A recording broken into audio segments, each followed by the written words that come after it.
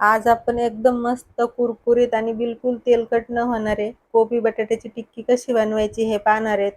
आवडली तर like, share, subscribe नक्की करा.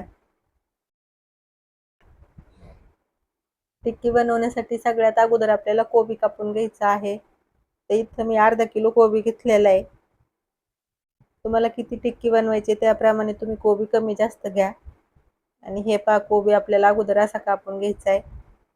अगोदर त्याचे 4 तुकडे करून घ्यायचे आणि मस्त लांब लांब कोबी कापून घ्यायचा. आणि हे पहा, असे 4 तुकडे करून घेतले की त्याच्यामधला असा एक एक तुकडा घ्यायचा आणि आपल्याला जमेन एवढा पातळ कोबी कापून घ्यायचा आहे. आणि कोबीचा बुडखा जे असा थोडासा कडक असतो ना, ते अजिबात ह्याच्यामध्ये कापायचं नाही.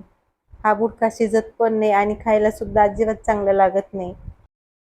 तर हे पहा, इथं मी थोडासा कोबी कापून घेतला आहे. कापून घेतला की कोबी असा हाताने मोकळा करून घ्यायचा. तर राहिलेला सगळा कोबी अशा पद्धतीनेच आपल्याला कापून घ्यायचा आहे.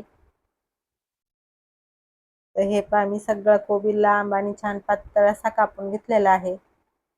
आणि कोबी कापून घेतला की लगेच मी 2 वेळा चांगला धुवून सुद्धा घेतलेला आहे. कोबी धुवून घ्यायचा आणि एखाद्या चाळणीवर ठेवायचा आणि त्याच्यामधलं सगळं पाणी निथळून घ्यायचं. तर कोबीमधलं सगळं पाणी मी निथळून घेतलेलं आहे. तर लगेच आता त्याच्यामध्ये आपण 1 ते 1.5 चमचा मीठ घालूया. 1 ते 1.5 चमचा मीठ घालायचं आणि सगळं कोबीला असं लावून घ्यायचं. कोबीला थोडंसं असं मीठ लावून घेतल्यामुळे कोबीला छान पाणी सुटतं आणि कोबी मऊ सुद्धा होतं. तर मीठ घालून आपण कोबी 10 मिनिटासाठी बाजूला ठेवूया. आणि त्याच्यात घालण्यासाठी लगेच आपण बटाटा सुद्धा किसून घेऊया. तर इथं मी अर्धा किलो कोबी घेतलेला आहे आणि त्याच्यासाठी असे मध्यम साईजचे 2 बटाटे घेतलेले आहेत. बटाटे तुम्ही तुमच्या आवडीप्रमाणे कमी जास्त करू शकता.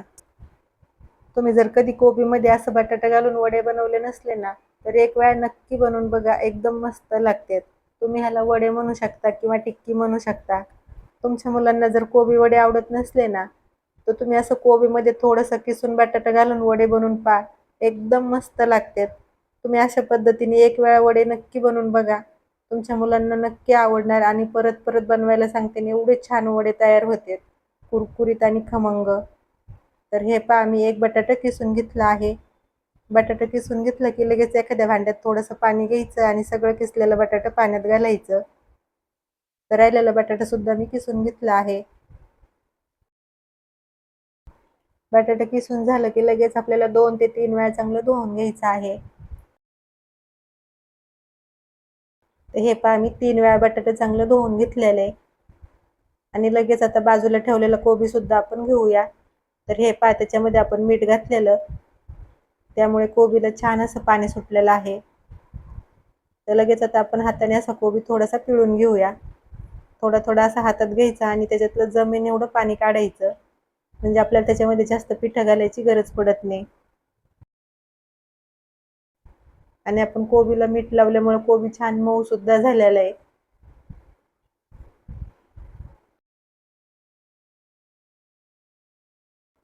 तर हे पहा, मी सगळा कोबी हाताने पिळून घेतला आहे आणि किती पाणी निघलंय त्याच्यात पहा.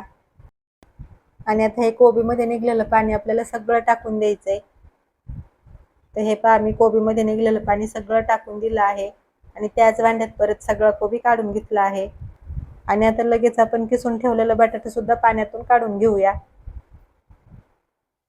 तर थोडा थोडा किस असा हातात घ्यायचा आणि त्याच्यातलं सगळं पाणी पिळून घ्यायचं आणि लगेच कोबीत घालायचं बटाट्याचा किस सुद्धा.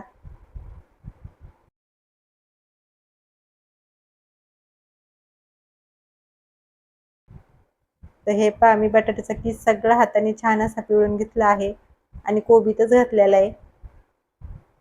कोबी आणि बटाट्याचा किस आता थोडंसं एकत्र करून घ्यायचं. तर थोडंसं कोबी आणि बटाट्याचा किस मी एकत्र करून घेतलेला आहे. तर 2 मिनिटासाठी आपण हे बाजूला ठेवूया आणि ह्याच्यात घालण्यासाठी मस्त असा मसाला तयार करूया.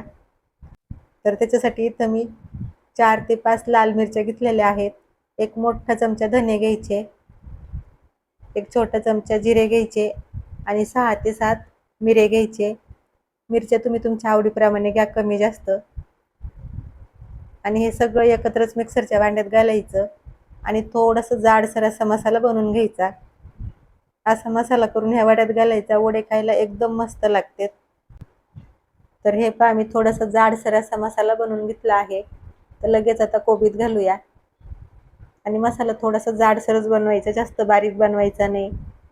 बनवून घेतलेला सगळा मसाला कोबीत घातला आहे. आणि 4 ते 5 हिरव्या मिरच्या सुद्धा मी अशा बारीक करून घातलेल्या आहेत. हिरव्या मिरच्या आणि लाल मिरच्या तुम्ही तुमच्या गरजेप्रमाणे घाला, कमी जास्त. थोडीशी कोथिंबीर घालायची बारीक कापून. छोट्या चमच्याने पाव चमचा हळद घालायची. अर्धा चमचा गरम मसाला घालायचा आणि चवीप्रमाणे मीठ घालायचं. मीठ आपण अगोदर कोबीला लावलेलं आहे, त्यामुळे इथं अंदाज घेऊनच थोडंसं मीठ घालायचं.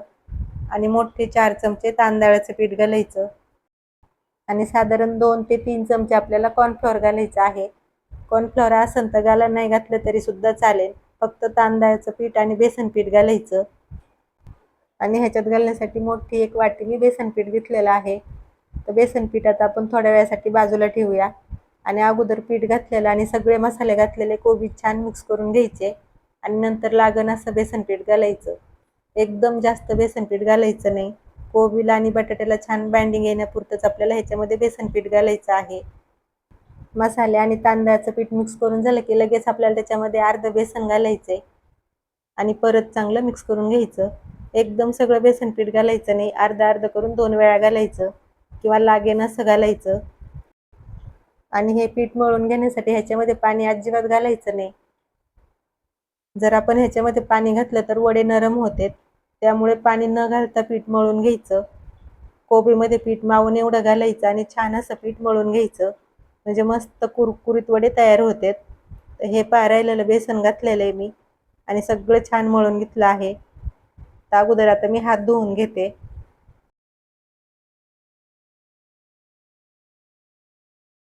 हात धुवून घ्यायचे आणि हाताला थोडंसं तेल लावायचं आणि असं थोडंसं मिश्रण घेऊन मस्त असे वडे बनवून घ्यायचे. हे वडे जास्त जाड सुद्धा बनवायचे नाही, थोडेसे असे मध्यम बनवून घ्यायचे, म्हणजे आतपर्यंत छान तळतात. आणि हे असे हातावर मस्त वडे बनवून घ्यायचे. वडे बनवायला घेतलं की लगेच तेल गरम करायला ठेवायचं, म्हणजे तोपर्यंत तेल सुद्धा गरम होतं.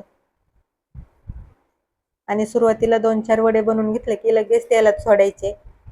अगोदर तेलात सोडलेले वडे तळतात तोपर्यंत परत 2-4 वडे बनवून ठेवायचे, म्हणजे पटापट वडे बनवून होतात, जास्त वेळ लागत नाही.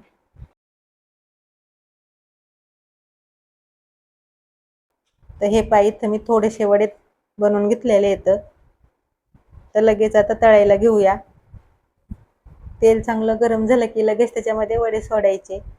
3 ते 4 वडे सोडायचे, जास्त पण एकदम सोडायचे नाही. आणि हे वडे तळताना गॅस एकदम बारीक ठेवायचा, जास्त मोठा गॅस करायचा नाही. हे वडे तळताना एकदम बारीक गॅसवर तळायचे, म्हणजे कुरकुरीत असे वडे तयार होतात. आपण जर मोठ्या गॅसवर वडे तळले तर वरून वरून काळे होतात आणि आतपर्यंत छान तळत नाहीत. त्यामुळे गॅस बारीक ठेवायचा आणि वडे असे अधूनमधून पलटी करीत राहायचं आणि छान कुरकुरीत होईपर्यंत तळून घ्यायचे. वडे आपण तेलात सोडलं की तेलाचं टेम्परेचर थोडंसं कमी होतं. तुम्हाला जर वाटलं ना वडे पटकन तळत नाहीत, तर 2-3 मिनटं गॅस थोडासा मध्यम करायचा आणि परत तेल चांगलं गरम झालं की गॅस बारीक करून असे छान कुरकुरीत होईपर्यंत वडे तळून घ्यायचे. तर हे मी मस्त असे कुरकुरीत होईपर्यंत वडे तळून घेतले आहेत. आणि वड्याला कलर किती छान आलाय आणि वडे फुगलेले सुद्धा एवढे छान आहेत ना, एकदम मस्त. तळून घेतलेले वडे मी सगळे काढून घेते आणि राहिलेले सगळे वडे अशा पद्धतीने आपल्याला बनवून घ्यायचे आहेत. हे वडे तळण्यासाठी तेल सुद्धा जास्त लागत नाही आणि वडे अजिबात तेलकट होत नाहीत. तर हे इथं मी सगळे वडे बनवून घेतले आहेत आणि किती मस्त वडे तयार झालेत वडे बिलकुल तेलकट झाले नाही आहेत. तर तुम्हाला मी एक वडा तोडून सुद्धा दाखवते, आतपर्यंत किती छान तळलेत. हे वडे तुम्ही सॉस बरोबर खाऊ शकता किंवा मस्त असं चटपटीत ह्याच्यापासून चाट बनवून खाऊ शकता. एकदम मस्त लागतो. तुम्ही चाट बनवून नक्की खाऊन पहा. तुम्ही परत परत बनवून खाताना एवढं छान ह्याच्यापासून चाट तयार होतो. तर तुम्हाला मी थोडंसं चाट सुद्धा बनवून दाखवते. तर हे वडे आपण जरा वेळासाठी बाजूला ठेवूया आणि मस्त चटपटीत असं चाट बनवूया. तर त्याच्यासाठी इथं मी अशी प्लेट घेतलेली आहे आणि त्याच्यामध्ये 4 वडे काढून घेतलेले आहेत. तुम्हाला किती चाट बनवायचा आहे त्याप्रमाणे वडे काढून घ्या. आणि अशी एक छोटी वाटीभर दही घ्यायचं. दही अगोदर छान फेटून घ्यायचं आणि भरपूर असं वड्यावरती घालायचं, किंवा तुमच्या आवडीप्रमाणे तुम्ही दही कमी जास्त घाला. आंबट गोड चटणी घालायची, हिरवी चटणी घालायची, आणि ह्या चटण्या सुद्धा तुम्ही तुमच्या आवडीप्रमाणे कमी जास्त करा. भरपूर असा चाट मसाला घालायचा, थोडंसं लाल तिखट घालायचं, आणि बारीक शेव असते ती सुद्धा अशी भरपूर घालायची. बारीक कापलेली थोडीशी कोथिंबीर घालायची. आणि झालं की नाही मस्त चटपटीत चाट. हे चाट खायला एवढं भारी लागतं ना मंडळी. तर तुम्ही सुद्धा असे वडे आणि त्याच्यापासून चटपटीत चाट नक्की बनवून बघा. आवडलं तर लाईक शेअर सबस्क्राईब करा. धन्यवाद.